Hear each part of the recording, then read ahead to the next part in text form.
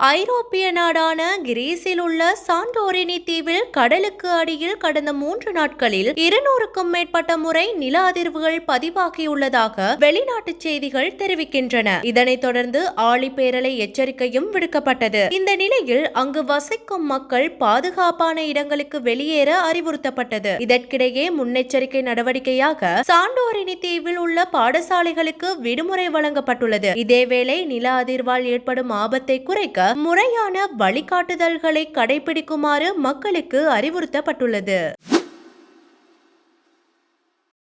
வடமேற்கு சிரியாவில் இடம்பெற்ற கார் குண்டு தாக்குதலில் 15 பேர் கொல்லப்பட்டனர். விவசாய தொழிலாளர்களை ஏற்றிச் சென்ற வாகனத்தின் அருகே இருந்த காரிலே இந்த வெடிப்புச் சம்பவம் பதிவாகியுள்ளது. கொல்லப்பட்டவர்களில் 14 பெண்களும் அடங்குவதாக போலீசார் தெரிவித்துள்ளனர். சம்பவத்தில் காயமடைந்த 15 பெண்கள் சிகிச்சைக்காக வைத்தியசாலையில் அனுமதிக்கப்பட்டுள்ளனர். இந்த கார் குண்டு தாக்குதலுக்கு இதுவரை எந்தவித அமைப்புகளும் உரிமம் கோரவில்லை என்பது குறிப்பிடத்தக்கது.